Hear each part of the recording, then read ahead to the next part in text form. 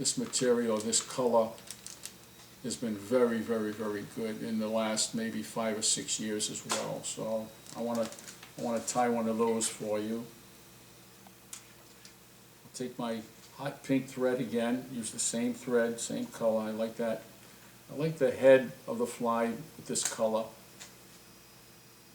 because we believe that it looks like the gills of fish that are in trouble, if you will. Come here again, I'm going to do the same step, come forward a little bit. I'm going to build this up so it gives me a little more height when I do that body braid again. Leave that right there. I'll take some of the body braid.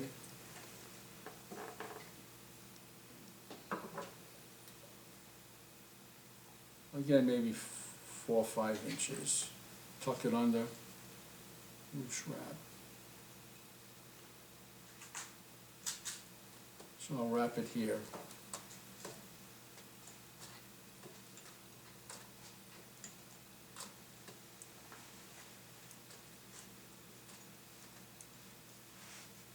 Maybe 9 or 10 times is sufficient enough here, and it really works.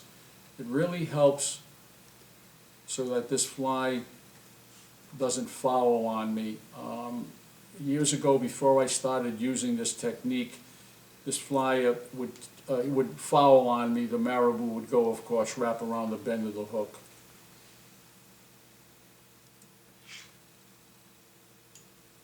Come here like this here. Again, just go right through this material. Come back. And then, of course, most important, again, to just make sure that this won't come undone and unwrap for me, or on us rather. Come here just like this. So now I'm going to use, I already took some of those plumes, if you will, from the Marabou thread. You can see it's a nice stack. And again, I'm going to come in here and you can see that the very tip of that. I just want to clip that out of the way. Okay? And sometimes, if you notice, these plumes have a concave and a convex side. Okay? Concave is the way I want it because it's already helping it to rise up. So I'm going to put this up, tie this in just like this here.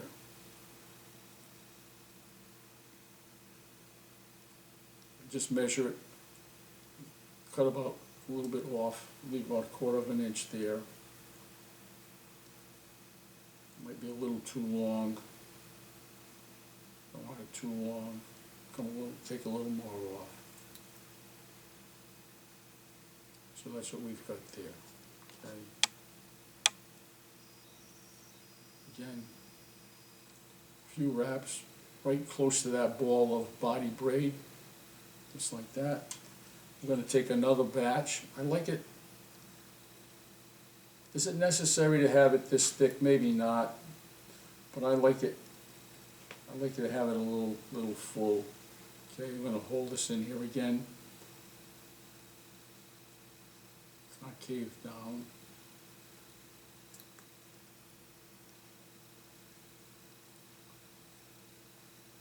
Leave it just like this.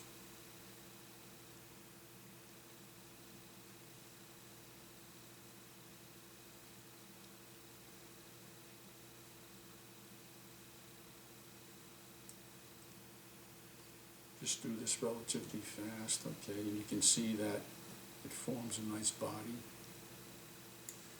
Again, I'm going to take some of that 24 gauge steel wire.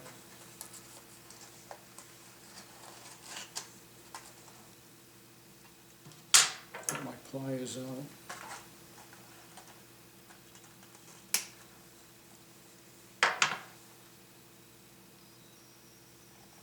I'll start wrapping this. Each wrap close as possible to the last wrap.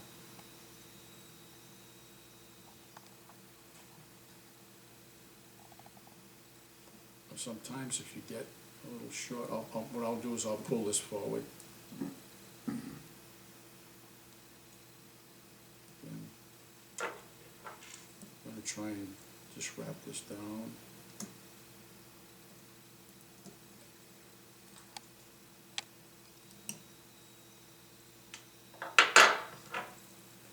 Tie this here and this up.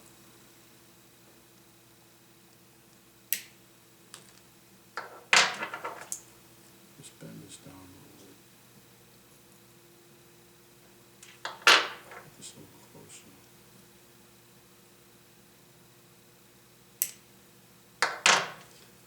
So now what I'll do is I'll secure this. It's a little bit better.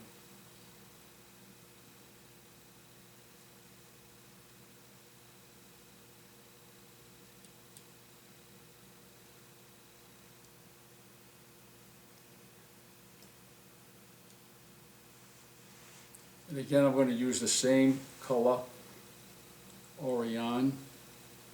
These colors work extremely well. They catch a lot of fish. Again, look at the grain. Of course, it's going to be going from from right to left. Come here, put it in here, just like this. Catch that. Come back here. I can't say enough about these two colors and how well they work. Again, come here like this here, and I'm going to pull all these fibers or these appendages back as I go forward.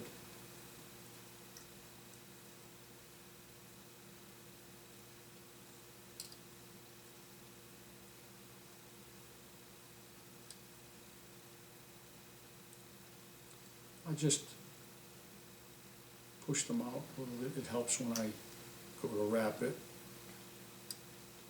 See, everything goes towards the back. Gives you that nice tapered look.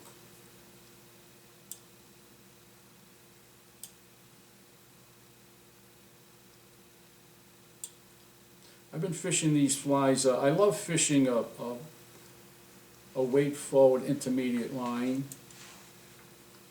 I just feel as though, of course, they sink with a weighted fly. They'll, instead of 1.5 inches per second, maybe 2 inches per second. But I like the idea of searching the seam or searching the zone. It goes down a little slower, and a lot of times you'll find out the fish aren't all the way down to the bottom, although a lot of my good friends fish heavy or full sinking fly lines, and they do extremely well. No question that a lot of those, the stripers in particular, want to feed on the bottom, and they do, but I've found out that my intermediate line does very well, as in fact. So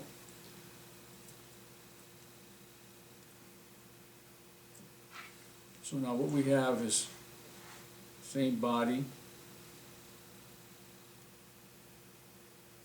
just like this. Now I've taken this fly and I have fished it just like this. I didn't add any yellow. Sometimes I will add yellow in this fly too, and sometimes I'll fish it without even the polar flash, and it works very, very well. But for this fly, we'll take a little bit of the pearlescent, okay, material, and we'll put it on top. No yellow in this particular fly. Although you can still put some yellow in it.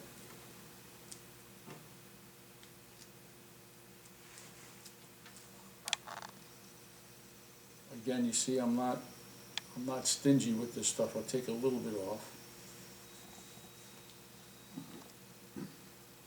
Okay, take that out. I'm going to wet it with a little saliva to keep it close.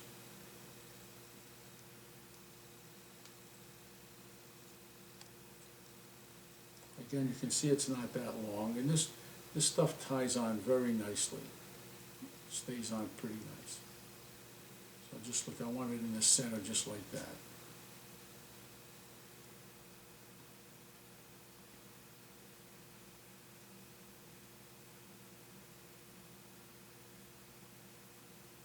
build the head up. I like building the head up a little bit.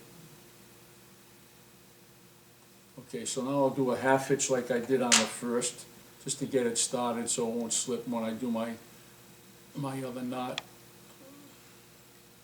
One more time, half hitch.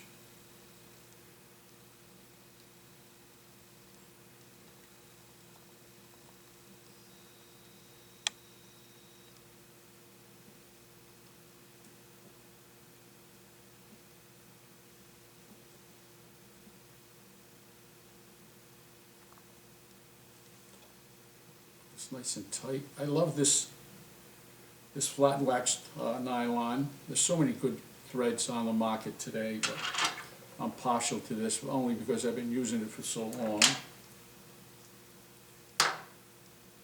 Okay, then I'll just put some head cement on that fly.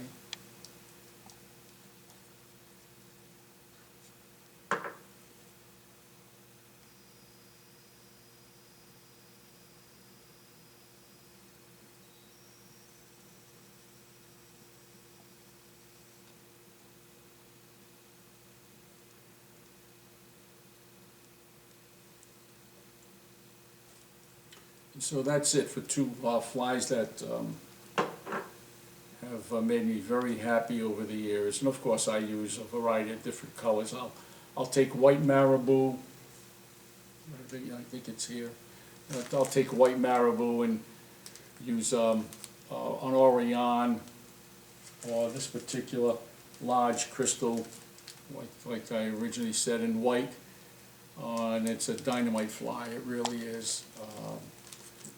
And so you can see the silhouette that it gives and how it comes alive in the water. You can see when it's wet. Just a wonderful fly. So I'm glad that I've had the opportunity to share this with you.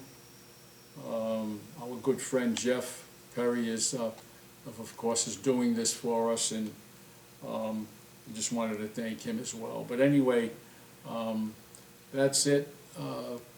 You can get me on, go to my website, edlombardoflyfishing.com. Email me or any questions you have. I'd be happy to do, of course, help you and take it from there. Okay, thank you very much.